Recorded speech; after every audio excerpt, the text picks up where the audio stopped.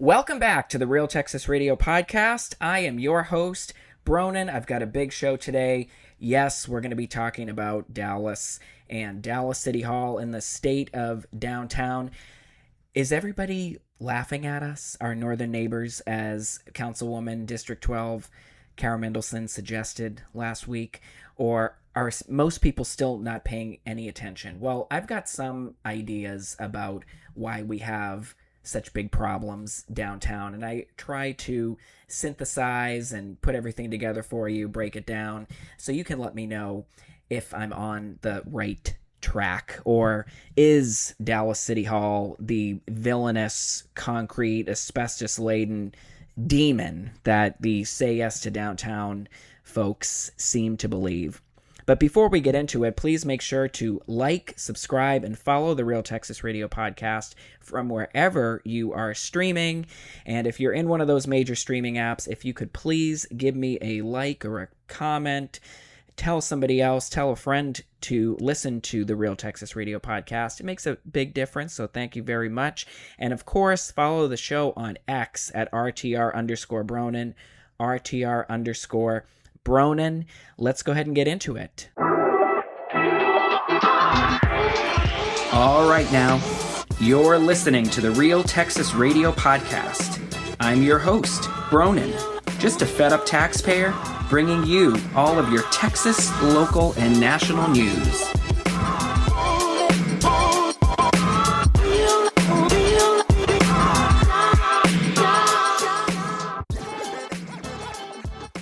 All right, a couple of quick items before we get into the main topic of discussion. We're going to get into City Hall and downtown in the Central Business District. But last week, June 11th, the World Cup, the Fan Fest, opened. And that is at Fair Park, formerly Starplex, now the Dos Equis Pavilion. It's actually a great venue for concerts. But Mayor Johnson addressed the crowd, and, well, let's just see what happened when Dallas Mayor Eric Johnson opened with his remarks.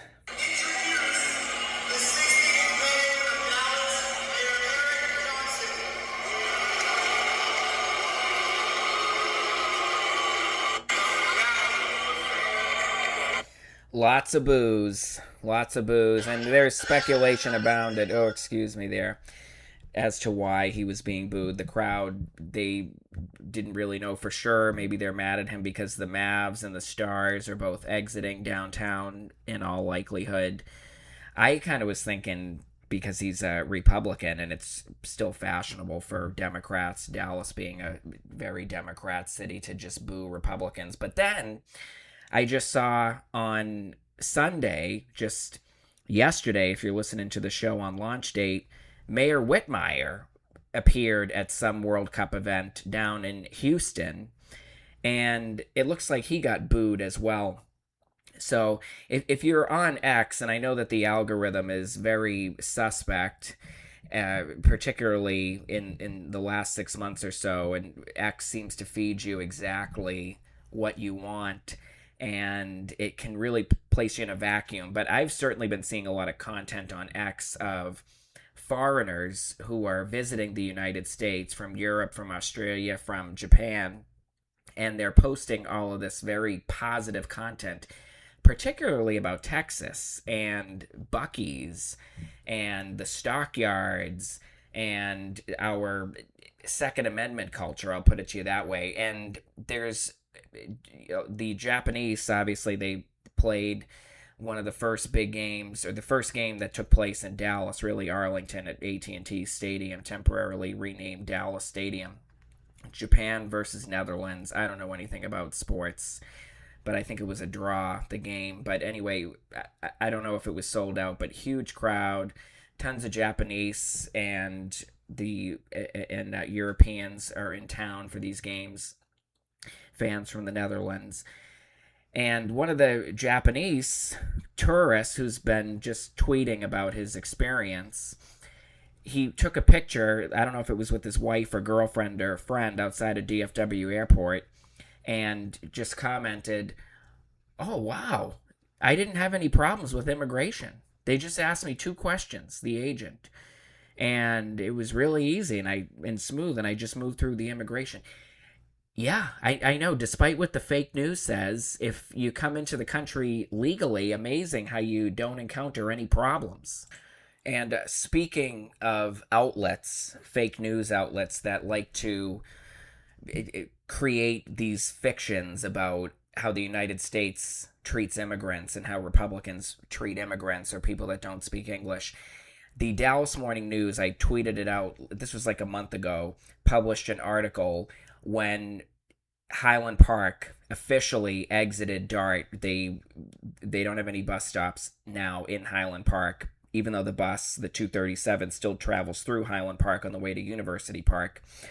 And the DART, the Dallas Morning News, which is a big DART champion, they published this sob story about how all of the Latina maids who work in Highland Park were basically left in the lurch, and how much they love the bus and 2-hour one-way commutes. And then they took a few photos of these women on the bus who I speculated at the time, these must be Americans. They must be here legally if they weren't born here. Otherwise, I don't think they would have agreed to be photographed for the newspaper, regardless of how few people read it. But most of the seats on the bus were empty, which is one of the big reasons why Highland Park said, we're not paying for this anymore. And Highland Park, they launched a private van service, which is like a private Uber, and the rides, they must originate in Highland Park. They have 4 of these minivans, and they're branded Highland Park, Town of Highland Park, currently in the middle of a 6-month pilot. And the Dallas Morning News, the panderers that they are, they said, oh, the Latina maids, they have no idea that there's a van service, and they don't know how to get the app, and they don't speak English. So I tweeted out. Now, I saw these signs. I've seen them. These signs advertising the van service, which is free for the first 6 months. Free van. Will take you anywhere in Highland Park to 1 mile outside of Highland Park. And for, anybody who, you don't have to be a resident either. It's still free. But if you work in Highland Park, just so long as the ride originates there. And then I think when they start charging for it, if they decide to keep the service, it's going to be a minor cost. In any case, at all of the bus stops where the 237 used to stop in Highland Park, they've got signs advertising. And guess what? I tweeted this out, RTR_Bronin, RTR_Bronin. If you want to see a picture of the sign, they're in English and Spanish. Go figure. They've got QR codes telling you exactly what they're advertising. So if you don't speak English and you want to read the sign and you speak Spanish, guess what? Somebody thought of that somebody who speaks Spanish might need to read the sign. And so they put the same message in Spanish. Would you go figure? Dallas Morning News, you want to issue a correction on that? Yeah, I don't think so. I won't be holding my breath. All right. So on Substack, this guy named Gerald, he writes a column. It's called 10,000 Cups of Coffee. And I just followed him on Substack. I've got my Substack too. I just opined about a week ago. I posted a column, bronin.substack.com, but I followed this Gerald, 10,000 Cups of Coffee, and I tweeted out RTR_Bronin if you want to see. It's a lengthy read. I'm not going to read you the whole thing, but he made the point that, the Mavs, they're now, we keep hearing this has nothing to do with the Mavs demolishing City Hall. We're going to get into all this in more detail soon. And one of the big arguments by the 9 councilors and mayor in Dallas who want to leave the building, they've trashed the building, and they keep saying, "Oh, well, this is high value real estate." And he made the point, if you're trying to get top dollar for a property, is that a good strategy to trash it week after week, month after month? Do you think you're going to get the highest bidder? You think you're going to get a bidding war in this environment by trashing the real estate that you're trying to sell? That was just one of the points that this writer made. So check out that article. It's called We're Getting Got, and Some People Just Won't Admit It. My take on the City Hall debate. June 17th in Dallas at City Hall. It's Groundhog Day again. Mayor Eric Johnson, he's called a special session, another one, to this time he wants to get $3 million approved to go and explore alternative sites for City Hall. He's going to pay a consultant or a headhunter or something like that to go out and find a new location for Dallas City Hall. This comes on the heels of several city councilors blocking several votes, or at least 2 votes, last week on June 10th from coming to the floor that would have essentially done the same thing. So the only voting that happened last week, amid at least 100 plus speakers who expressed all manner of opinions, the only vote that actually came to a head was not to repair Dallas City Hall, not to put any more money toward it. This thing is just going to keep dragging and dragging and dragging. And I'm going to go ahead and play a cut. This is Mayor Eric Johnson. This was at the end of a city council meeting. This was just a day or so after the Mavs and the Stars and Neiman Marcus all decided to announce, in what felt almost like a coordinated effort, that they're all leaving downtown Dallas. Guys, I don't know if you've figured it out yet, but the knives are out for our city. The knives are out for Dallas. We have a serious situation on our hands. We are in a very cutthroat competition. I've been saying this for years now, and I hope everybody who's been watching the news this week understands that I wasn't crying wolf. Like, we are in a very serious competition. The wolf is at the door, and the wolf is not in this room. The wolf is not in this room. The wolf is up the tollway. Yeah, and for those of you're not in DFW, the tollway refers to the highway that runs up through Collin County. That's where a lot of the wolf is. Frisco, Plano, McKinney, the exurbs. That's where a lot of the development is going. Plano, obviously, is in the news. Our neighbor bordering us directly to the north, where the Stars have decided, at least with a letter of intent, non-binding, to make that their new home. Same with the AT&T headquarters, which has already broken ground in Plano. And now Plano is also getting a Samsung campus, which is going to be relocating 1,000 employees from New Jersey to Plano. So Mayor Johnson, he is absolutely correct. We have a very serious situation on our hands. And, I'm not even going to dispute that there might be some wolves up the tollway. But I just tweeted out, if you want to see the map, RTR_Bronin, RTR_Bronin. The City Hall building is being demonized as the problem, as this obstacle in the way of all of the development in the Central Business District in Dallas. We'll go on to X, RTR_Bronin, RTR_Bronin, and please check out the map of the Central Business District. I just took a screenshot and I made some notations. And if you look, you will see that Dallas City Hall is basically in the center of a triangle formed by the Dallas County Jail, Lou Sterrett, which is a homeless nut house with a cast of rotating criminals, 7,000 beds. They are just rotating in and out of the jail, and they're just and they're all over the streets of the Central Business District. They're getting arrested all over the DART stations. There are 5 of them downtown, light rail, in addition to all the buses. The West End forms the other point on the triangle, which is the overdose capital of Dallas. It is the zombie apocalypse in reality. If you want to see the zombie apocalypse, go to the West End. It's basically our Skid Row here in Dallas, maybe not as big as Skid Row in Los Angeles. And then the other point, the third point in the triangle, we've got the jail, we've got the West End Dart Station, and then we've got the bridge, which is the Homeless Recovery Center. It's a daycare for the homeless. And then all of these religious groups and nonprofits conduct street feeding outside of the bridge. So you've got these homeless zombies. They're all over the streets then. And then all the drug dealers come down and they deal drugs to them. And it's a mess. And they just dump trash all over it.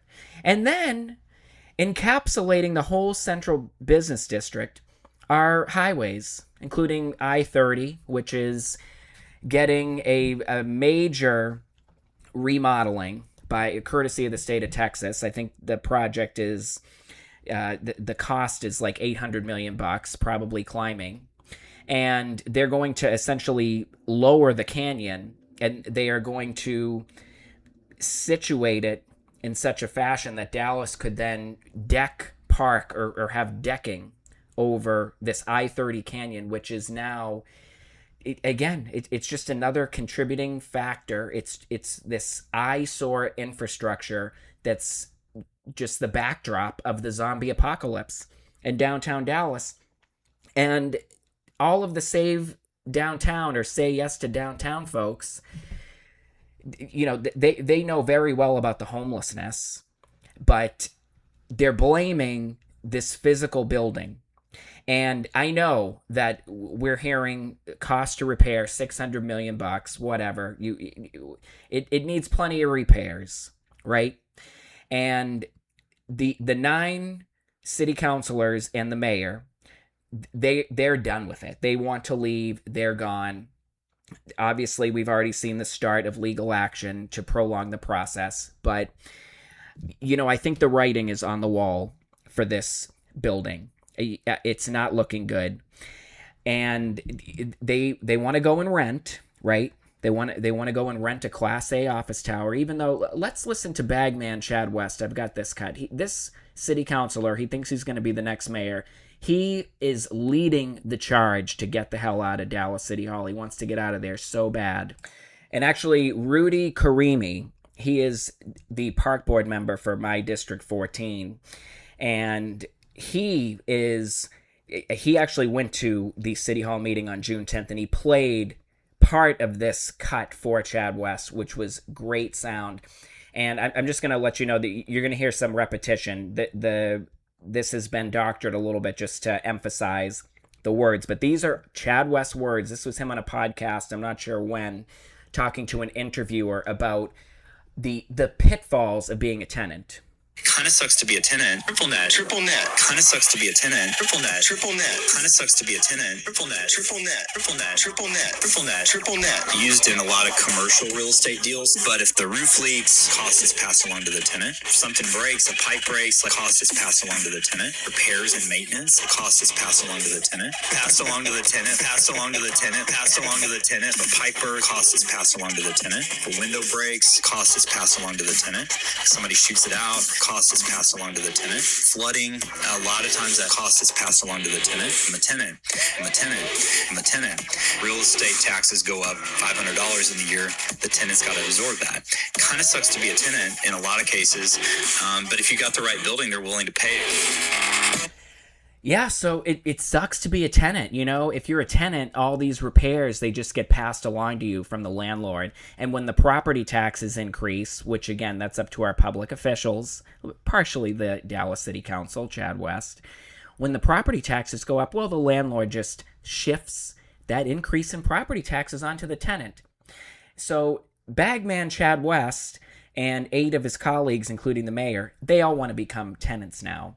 And on June 10th, I even heard Chad West advocating for a lease to own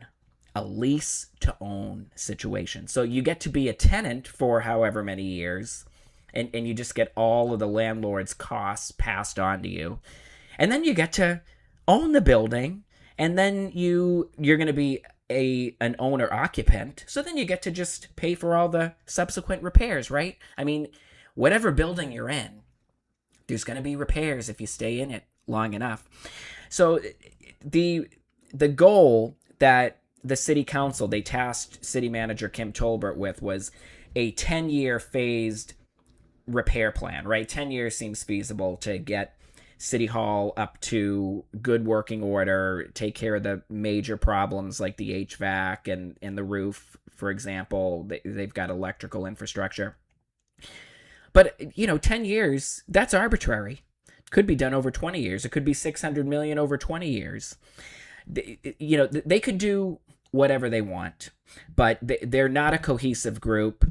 And, we're stuck with this current crop until 2027. We are not voting for almost a year and a half. So these people, in all likelihood, unless this legal battle is just protracted more than a year, more than 2 years or something like that, I don't know about that, we're stuck with these people. And that means that these 9-6, they are dug in. The 9 who want to abandon the building, want to rent, want all this development to spring up, these spectacular developments, economic rejuvenation, revitalization, connecting downtown to the southern core. They want all of this to happen. They are determined that the City Hall building is the villain. And the other 6, they don't have the votes, but they're dug in as well, and they don't want to leave. This is Laurie Blair. She's a councilwoman, District 8. This is her first term, and she referred to the City Hall building as trash that needs to be thrown away. Here she is. This was a couple of weeks ago. Because it's not about us. It's not about what we can do for the next year, next 5 years, or 10 years.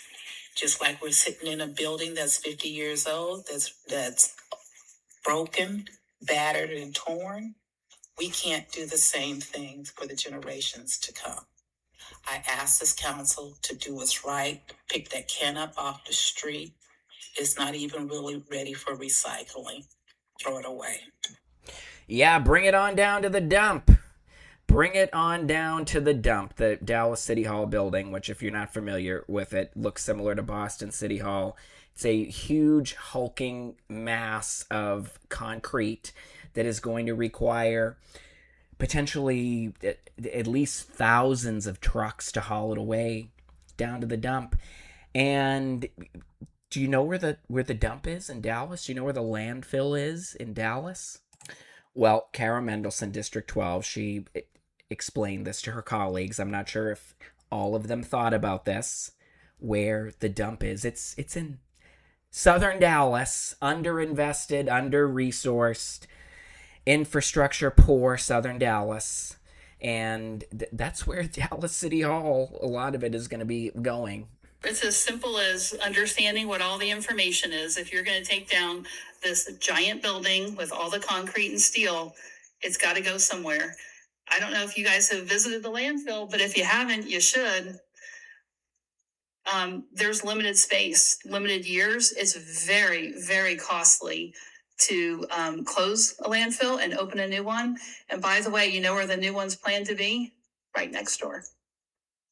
So all the folks who are advocating for Southern Dallas as a good move of tearing down this building will be closer to you than you can imagine. Thank you. Oh, I don't know if they thought about that one. And then Maxie Johnson, also Mr. Environmental Racism.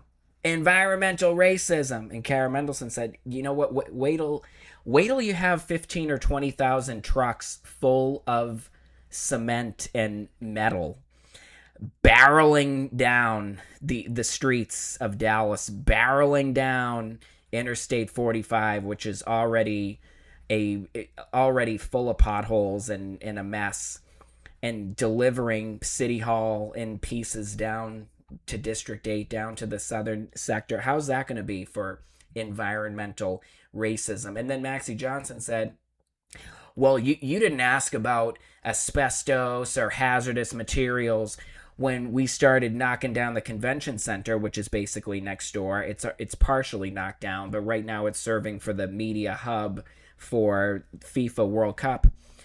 And I don't know that Kara pointed it out in the meeting. I don't think she responded, but she didn't vote to tear down the convention center. She didn't vote to put up a new convention center, so she didn't even go there. So back to the central business district, and I think it's really helpful to look at it from a bird's eye view, to really pull the lens out, to go wide lens and look at this area, again, just encapsulated by highway. And any city in that situation is in a tough situation. I think the deck parks, brilliant idea. I totally support that. I know it's expensive. I think it has to be done. Bridge the Cedars to downtown. I think that would be extremely helpful. I think anytime you can get highways below surface, that is a good thing. That is a net positive. Again, I know it's expensive, but you are losing development opportunity to these highways. You can't have homeless people running around. Homeless, junkie, bum, criminal, vagrant, mental patient, ne'er-do-well, recidivist, reprobates. You know how I feel about them if you listen to this show. They're no good. They're a nuisance. They're a blight. We've tried everything. The United States has allocated the GDP of multiple nations to trying to solve homelessness. We have tried everything, and we have failed miserably, and we have achieved the complete opposite of the goal to eliminate homelessness. No, we actually grow it every single year. And then every single city in America, every mayor, city councilor, and all their phony grifter nonprofits, they all say that they're solving it, that it's the numbers are coming down, what they're doing is working, their strategies are effective. They're full of bleep. They are totally full of bleep. The whole country nationally reports an increase in homelessness every year, and every city says, not me, and points the finger at somebody else. Well, they're full of bleep. It's a big problem in Dallas, if you didn't know it already. So the city manager and Housing Forward and all the city councilors, they can crow about how much good they're doing on eliminating homelessness downtown. You go by that jail, you go to the West End, you ride the DART, Acard Street, West End, Pearl Arts District, any of those stations, walk along. I wouldn't recommend doing it solo if you're a woman. You go walk around near the bridge and you tell me about how homelessness is solved. Go walk around Dallas City Hall, tell me about how homelessness is solved. Guess what? You're not going to get development if you have homeless people. They're a development killer. They are development cyanide. They are development kryptonite. They are tourism cyanide. They are just like the aftermath of a nuclear explosion, a zombie apocalypse. That's what they are. So you got to solve that problem. I know there are plans, allegedly, down the road, 5 years plus, for the Dallas County Jail to be relocated. Hopefully it's relocated out into the middle of the ocean. Nowhere near downtown. It has no business there, basically being the front door to downtown. So another issue, something, I've just been looking about what all the different voices are saying. Is there any common ground, something that we can agree upon, whether you are in the demolish Dallas City Hall camp, the say yes to downtown camp, whether you are one of our big developers, whether you're on the dartboard? And one common thread that I keep hearing is we need more housing downtown. We need more housing. Okay. And downtown, it's got about 16,000 residents, which is a major increase from several years ago. But you know what? Doesn't every single city and every single suburb and every single town in the United States measure success on whether their population is growing or stagnant or declining? Everybody wants to have more residents. And I just looked up on Zillow today, I just typed in Dallas proper, 25,000 rentals. Every kind of rental you can imagine. House, apartment, loft, studio, 2-bed, 3-bed, across the 14 council districts, including the Central Business District. And yes, you notice a major price differential in the Central Business District when you move south of Ross Avenue versus uptown in Victory. Big price difference. You know what, though? The only developments that I typically see moving into downtown, anywhere downtown in the United States, luxury, high end, 3,000, 4,000 bucks a month.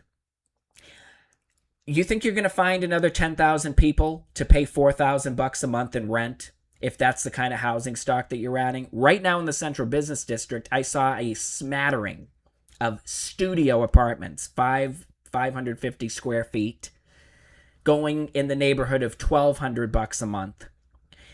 Do you think you're going to live in downtown anywhere for less than 1,200 bucks a month? One person, one individual, you want to move into a 2-bedroom, you don't think you're going to pay $1,000 a piece? 2 roommates or a couple or whatever, friends? Of course you are. How do you think you're going to get new housing downtown? Right there, they keep telling us, the Say Yes to Downtown crowd, this is the most valuable land in the city. This is the most tax property rich land in the city. It could be if we sent it over to the private sector. To one of our big developers like Ray Washburn, who says that he'd like to make moves on a 1,000 room hotel next to the brand new convention center that's in development. He told D Magazine that he's going to spend $800,000 per hotel room on his new hotel that he'd like to construct. So are you telling me that you're going to get $1,200 per month housing stock in downtown if you demolish Dallas City Hall or whatever is going to go there? Presumably it's going to be mixed use. I don't think we need another arena in North Texas, in just my opinion. We got Dickies Arena over in Fort Worth, which I believe, if it isn't the number one most profitable arena in the country, it's in the top. It's a great facility. We've got American Airlines now, another top performer, draws A-class acts for concerts. Obviously, you got the Mavs and Stars there together for the next several years. And, Dallas should be doing every single thing it can, and maybe they have and we just don't know, to just keep Stars and Mavs there. At least keep the Mavs. Keep one of the teams at the American Airlines Center. Let them refurbish. I hear now everybody is looking for, I suppose, the Globe Life out in Arlington. Talk about another concert venue right next to AT&T Stadium, another concert venue, plus the old Rangers Stadium. I don't know if there's anything going on in there, if they ever have concerts. That's not that old either, built in the 90s. We got Texas Trust TCU. That's in Grand Prairie. We got the Toyota Music Factory. We got the Dos Equis over in Fair Park, now formerly Starplex. We got the Cotton Bowl, which $140 million just went into refurbishing that. I don't think a concert has played in there since. I think we've had one football game, right? The football game that UT plays in there during the Texas State Fair. We don't need any more concert venues. We don't need any more concert venues. And now we're getting the new Wings Arena. I don't know how many seats are going to be there. I don't know if they're going to be jockeying for concerts. Presumably everybody is going to be jockeying for anything to fill the space when it's not having a basketball game for its purpose-built use. So I just don't see yet. I haven't heard a plan of what is going to go in place of Dallas City Hall. And, Maxie Johnson keeps telling us, it had nothing to do with the Mavs. This has nothing to do with the Mavs. Okay, so there's no arena going there, even if we tear it down. So then what is going there? Not a casino, because casino gambling isn't legal. And the Mavs told us they're going to Valley View. I don't know if they're just twisting Dallas's arm to see if they can get a better deal. I don't know. And I don't want to say I don't care. I obviously I understand the importance that business is to the city of Dallas. But there's a lot going on here from what I can see. And I don't think it's just as simple as demolishing Dallas City Hall. And you know what? Nobody is going to make what could be perceived as a hostile bid for the City Hall land before the city council settles it. The city council has to settle it before there's any movement, because otherwise a developer, at least in the short term, is going to be viewed is going to be villainized, is going to be demonized as the catalyst, at least for 40% of the city who pays attention, which is obviously a minority of the city. So, this is a big mess. This is just a big mess, and nothing is going to get solved soon. Even if, fine, go ahead and vote on the 17th. Leave City Hall, spend the $3 million, go find another building. How long is it going to take them to relocate? You think that's going to happen by the end of 2026? I don't know about that. And we're talking years. We're talking years. That I-30 Canyon project, that's years away from completion. Deck parks, I suppose then you have to get funding. Dallas is going to be on the hook for that. Add a few more years onto that. So, in the meantime, it would be a lot cheaper? You know what's a real cheap solution? Get rid of all the bums. Get rid of them all. I don't care. We don't need to win a Nobel Peace Prize in the process, Dallas. Get them gone. You know what? You want to take some bad press? Let the professional excuse makers cry about the strong arm tactics to get rid of the bums. And you know what? You don't have to be a strong arm to get rid of the bums. I think if you start handing out a few packs of cigarettes and liquor and maybe some other substances, legal and not quite legal, I think you could very easily convince the bums to move to Crack Island, get the hell away from Dallas. And from there, we need to make it well known. Our police, our DART police, DPD, we're not going to tolerate it. You're not coming to Dallas. The bridge, if you want to continue to operate, you got to move somewhere else. Any other nonprofits, if you want any money, you got to move far the hell away from downtown Dallas. And if we think that you in any way are contributing to these homeless in the central business district, downtown, anywhere, then you're not getting any money. I want them gone. I want these people gone. I was just downtown for a wedding last week, and we parked very near City Hall on the street. Bums everywhere. Of course they are. You think anybody's going to develop around that with all the bums? I don't think so. Obviously not, right? There's been no development near there for how long?